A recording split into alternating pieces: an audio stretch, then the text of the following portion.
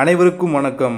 கவச வாகனங்களை இரு நாடுகள் இணைந்து தயாரிப்பது தொடர்பாக இந்தியா, அமெரிக்கா ஆகிய நாடுகள் பேச்சுவார்த்தையில் ஈடுபட்டுள்ளன.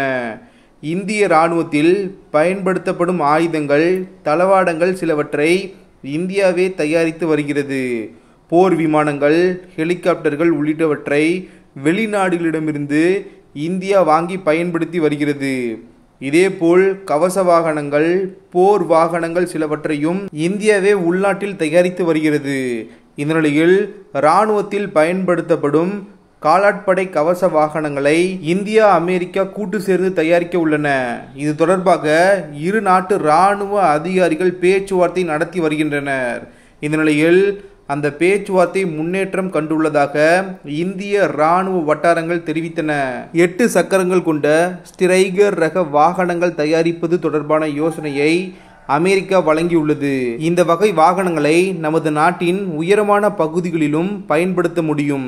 இதையடுத்து அந்த வாகனத்தை இணைந்து தயாரிப்பது தொடர்பாக இந்திய பாதுகாப்பு அமைச்சகம் ஆய்வு செய்து வருகிறது.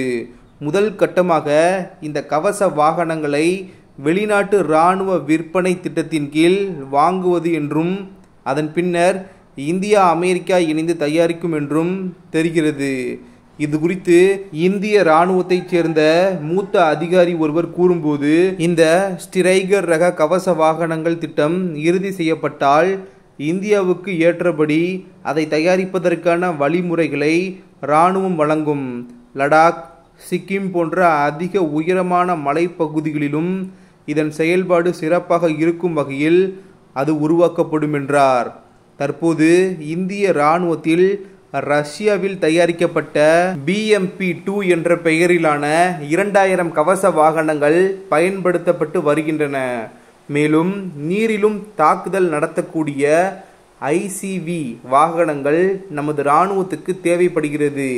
ஆனால் ஸ்ட்ரைக்கர் ரக போர் வாகனங்கள் நீரில் தாக்குதல் நடத்தக்கூடியவை அல்ல என்பது குறிப்பிடத்தக்கது. ஸ்ட்ரைக்கர் ரக கவச வாகனங்களை அதிக அளவில் அமெரிக்கா உற்பத்தி செய்து விற்பனை செய்து வருகிறது.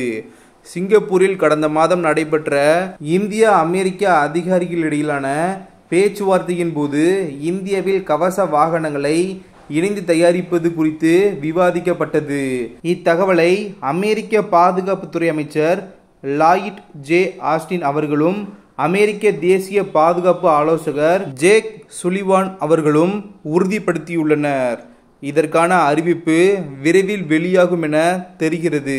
வீடியோ இன்ஃபர்மேட்டிவாக இருந்தால் சேனலை சப்ஸ்கிரைப் செய்து கொள்ளுங்கள். நன்றி.